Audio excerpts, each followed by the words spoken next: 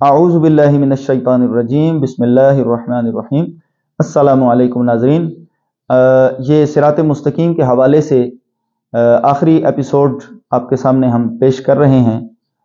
اپنی طرف سے تو آخری ایپیسوڈ ہے، باقی اللہ اور اس کا رسول صلی اللہ علیہ وسلم انہوں نے جو ہم تک قرآن کریم ہمیں عطا فرمایا ہے، اس کے ذریعے سے قیامت تک یہ سرچشمے پھوٹتے رہیں گے اور اس پر گفتگو ہوتی رہے گی۔ تو دوستان ذی وقار، اس کی جو آخری کڑی ہے یا آخری سیشن ہے، اس میں ہم اللہ کے نبی علیہ الصلوۃ والسلام کی حدیث مبارکہ جو پیش کرنے جا رہے ہیں آپ کے سامنے، اس کے راوی ہیں حضرت ابو ہریرہ رضی اللہ تعالی عنہ۔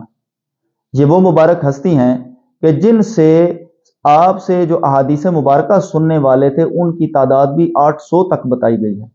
اللہ کے نبی علیہ الصلوۃ والسلام سے احادیث کا اور مبارک اور نتھرا اور ستھرے دین کا جو آپ نے طریقہ لیا تھا، اس کو سیکھنے والے کثیر تعداد مسلمان تھے۔ حضرت ابو ہریرہ رضی اللہ تعالیٰ عنہ، آپ نے نبی پاک صلی اللہ علیہ وسلم کی حدیث مبارکہ جو بیان فرمائی ہے، یہ حدیث مبارکہ مسلم میں بھی ہے اور مشکات میں بھی ہے۔ اور پچھلی جو حدیث مبارکہ جو حضرت عبداللہ ابن مسعود رضی اللہ تعالیٰ عنہ کی ہم نے بیان فرمائی تھی، وہ مسند امام احمد بن حنبل میں ہے، نسائی میں ہے، دارمی میں ہے اور مشکات میں ہے۔ اور یہ جو حدیث مبارکہ حضرت ابو ہریرہ رضی اللہ تعالیٰ عنہ کی آپ کے سامنے ہم پیش کر رہے ہیں، یہ حدیث مبارکہ مسلم اور مشکات شریف میں ہے۔ دوستان ذی وقار، اللہ کے نبی علیہ الصلوۃ والسلام ارشاد فرماتے ہیں کہ آخری زمانہ میں ایک گروہ فریب دینے والوں اور جھوٹ بولنے والوں کا ہوگا۔ وہ تمہارے سامنے ایسی باتیں لائیں گے جن کو نہ تم نے سنا ہوگا نہ تمہارے باپ دادا نے، تو ایسے لوگوں سے بچو اور انہیں اپنے قریب نہ آنے دو تاکہ وہ تمہیں گمراہ نہ کریں اور نہ فتنہ میں ڈالیں۔ اب اللہ کے نبی علیہ الصلوۃ والسلام نے جو لفظ استعمال کیا نا، آپ نے فرمایا کہ یکون فی آخر الزمان دجالون کذابون، یعنی کہ آخری زمانہ میں آئیں گے دجالون کذابون۔ دجال کہتے ہیں سخت فریبی، پرلے درجے کا فریبی، دغا باز، اور کذاب کہتے ہیں پرلے درجے کا جھوٹا۔ تو اللہ کے نبی علیہ الصلوۃ والسلام نے یہ فرمایا کہ آخر زمانہ میں ایسے لوگ آئیں گے جو انتہا درجے کے فریبی ہوں گے اور انتہا درجے کے جھوٹے ہوں گے، اور وہ ایسی باتیں تمہارے سامنے کریں گے جن کو نہ تم نے سنا ہوگا نہ تمہارے باپ دادا نے سنا ہوگا۔ تو اللہ کے نبی علیہ الصلوۃ والسلام فرماتے ہیں کہ ایسے لوگوں سے بچو، انہیں اپنے قریب نہ آنے دو تاکہ وہ تمہیں گمراہ نہ کریں اور نہ فتنہ میں ڈالیں۔ اللہ کے نبی علیہ الصلوۃ والسلام کا فرمان سچ ہے اور اس میں سے قیامت تک کرنیں نور کی پھوٹتی رہیں گی۔ دوستان ذی وقار، موجودہ دور میں اگر ہم دیکھیں تو اسلام تو پہلے سے ہی اس کا جسم جو ہے وہ بڑے سخت تیروں کے حوالے سے یہ جو نا مشق ستم بنا ہوا ہے۔ تو اب موجودہ دور کے اندر جو ہے یہ اس طرح سے فتنوں کی بھرمار ہو رہی ہے کہ اب جو ہے وہ اللہ کے نبی علیہ الصلوۃ والسلام کے دین کی اپنی طرف سے تو لوگ ترجمانی کرتے ہیں، لیکن وہ ترجمانی کرتے ہوئے اس حد تک وہ گستاخی سے کام لے لیتے ہیں کہ ان کا کوئی قول درست ہوتا ہے تو کوئی قول نہ درست۔ مثال کے طور پہ موجودہ دور کے اندر یہاں تک کہہ دیا گیا کہ نبی جیسا ہے کوئی نہیں، بابے شے کوئی نہیں۔ اب اس قول کو اگر دیکھیں تو ہم تو پہلے ہی یہ فیس کر رہے تھے، صحابہ کرام کو جب گالیاں دی جاتی تھی تو اہل ایمان پریشان کہ یہ قرآن نے تو ایسی نصیحت کی ہی نہیں ہے، دعوت دی نہیں ہے کہ ایمان والے جو ہیں وہ گالیاں دیں نبی پاک صلی اللہ علیہ وسلم کے صحابہ کرام کو یا برا کہیں۔ اسی طرح اولیاء کرام کی مذمت کی جا رہی تھی، ایمان والے اس کو فیس کر رہے تھے، یہ بھی قرآن کے پیغام کے خلاف تھا کیونکہ قرآن نے ان کے قصیدے بیان کیے ہیں، اولیاء کرام کی شانیں بیان کی ہیں۔ اب موجودہ دور کے اندر جب یہ کہا گیا کہ نبی جیسا ہے کوئی نہیں، سبحان اللہ، اس میں تو کوئی شک ہی کوئی نہیں ہے کہ اللہ کے نبی علیہ الصلوۃ والسلام جیسا کوئی نہیں۔ جب یہ آگے کہا گیا کہ بابش ہے کوئی نہیں، اس کا کیا مطلب ہے؟ دوستان ذی وقار، سادے لفظوں میں، کیونکہ حکم ظاہر ہے ضائع پہ لگتا ہے، ہم قائل کی یعنی بات کرنے والے کی باطن کو ہم نہیں جانتے، اس نے جو بات کہی ہے ہم اس حوالے سے گفتگو کر سکتے ہیں۔ تو گفتگو تو یہ ہے کہ نبی علیہ الصلوۃ والسلام کے علاوہ جتنے بھی قابل ادب لوگ ہیں وہ بابے ہیں اور وہ کوئی شے نہیں، یعنی ان کی کوئی حیثیت نہیں ہے۔ تو اللہ کے نبی علیہ الصلوۃ والسلام کے علاوہ پہلے تو آپ یہ جانیے کہ قابل ادب لوگ ہیں کون۔ تو اللہ کے نبی علیہ الصلوۃ والسلام سب سے زیادہ قابل ادب ہیں، لیکن آپ کے ساتھ ساتھ حضرت آدم علیہ السلام سے لے کے قیامت حضرت عیسیٰ علیہ السلام تک سارے کے سارے نبی اللہ کے جو ہیں یہ قابل ادب ہیں، یہ محض بابے نہیں ہیں، قابل ادب ہیں۔ پھر آگے چلیے، اللہ کے نبی علیہ الصلوۃ والسلام کے صحابہ کرام بھی، ظاہری بات ہے نبی پاک صلی اللہ علیہ وسلم تو نہیں، لیکن یہ بھی قابل ادب ہے۔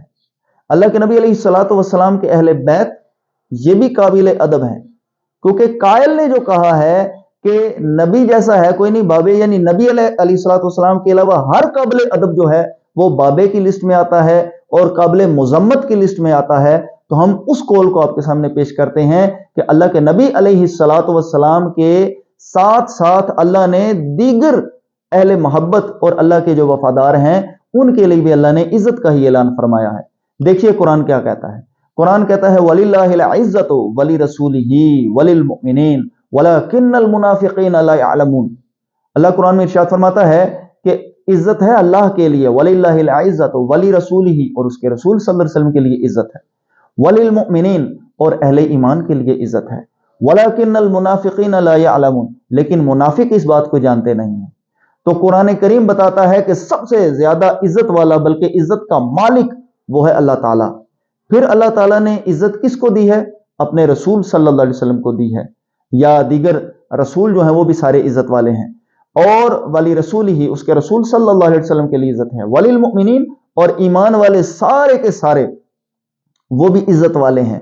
تو اللہ کے رسول صلی اللہ علیہ وسلم کو، دیگر اللہ کے انبیاء و رسول ہیں ان کو، اور تمام اہل ایمان کو عزت والا بتاتا ہے۔ جو ان کی عزت پر حملہ کرے وہ خود ایمان والا نہیں بلکہ وہ ایمان والوں کو پریشان کرنے والا ہے۔ دوستان ذی وقار، اسی طرح اللہ تعالیٰ نے قرآن کریم میں اپنے محبوبوں کے بارے میں فرمایا الا ان اولیاء اللہ لا خوف علیہم ولا هم یحزنون، کہ جو اللہ کے دوست ہیں نہ انہیں خوف ہوگا نہ وہ غمگین ہوں گے۔ تو قیامت کے دن بڑے لوگ ہوں گے جو خوف میں بھی مبتلا ہوں گے، غمگین بھی ہوں گے، لیکن جو اللہ کے دوست ہیں، جو اللہ کے ولی ہیں، وہ قیامت کے دن ہر طرح کے خوف سے بچے ہوئے ہوں گے اور وہ غمگین نہیں ہوں گے۔ اسی طرح قرآن کریم نے جا بجا اللہ نے اپنے محبوب کریم علیہ الصلوۃ والسلام کے وفاداروں کی شان بیان کی ہے، ان کی مذمت نہیں کی، اور قیامت تک جو قرآن کریم سے صحیح فیض اٹھا رہے ہیں وہ الحمدللہ یہ جانتے ہیں کہ قرآن کریم کو پڑھنے سے عزتیں ہی ملی ہیں، عظمتیں ہی ملی ہیں۔ اگر یہ اسلوب امت میں پھیلا دیا جائے کہ جی اے ایمان والو بابوں کا پوسٹ مارٹم کیا کرو، ان کے بارے میں ان کے عیب تلاش کیا کرو، تو دوستانی ذی وقار یہ بھی ممکن ہے کہ لوگ کہیں اچھا چلیں جی ہم اگر نیکی کے کام کریں گے تو بابے بن جائیں گے، اس طرح کرتے ہیں، برائی کے کام کر لیتے ہیں، کوئی ہماری مذمت تو نہیں نہ کرے گا۔ یعنی یہ تو بڑے نقصان کی بات ہے کہ اتنے اللہ کے بلند پایا ولی ہوئے ہیں، ان کو بابے کہہ کے جھٹلا دیا گیا ہے۔ تو ہم اگر اس کے ولی بننے کی کوشش کریں گے، نماز روزہ اور اس کے وفادار بننے کی کوشش کریں گے، تو ہمیں بھی بابے کہہ دیا جائے گا۔ تو چلو اس کا بہتر یہی ہے کہ پھر یعنی کہیں یہ انداز نہ ہونا شروع ہو۔ اور جو یہ کہتے ہیں کہ وہ شے نہیں ہے، ان سے ہمارا یہ سوال ہے کہ وہ خود کیا شے ہے؟ جب نبی پاک صلی اللہ علیہ وسلم کے علاوہ اگر کوئی شے نہیں تو یہ کہنے والا خود کیا شے ہے، وہ اپنی حیثیت تو بتائے گا۔ دوستانی ذی وقار، ہم نہ کوئی گالی دینے کا اسلوب، ہمارا دین ہمیں گالی دینے کا طریقہ نہیں، لیکن وہ بھی ایک موقف بیان کرتے ہیں، وہ بھی اپنی بات بیان کرتے ہیں، ہم بھی بات سے بات ہی کر رہے ہیں۔ تو یہ دعوت فکر ہے کہ اگر اللہ والے جو ہیں وہ قابل عزت نہیں ہیں تو پھر کیا شیطان والے قابل عزت ہیں؟ پھر ہم کیا کریں خدا بندہ؟ یہ تیرے سادہ دل بندے کدھر جائیں کہ درویشی بھی عیاری ہے، سلطانی بھی عیاری، تیرے آزاد بندوں کی نہ یہ دنیا نہ وہ دنیا، یہاں جینے کی پابندی وہاں مرنے کی پابندی۔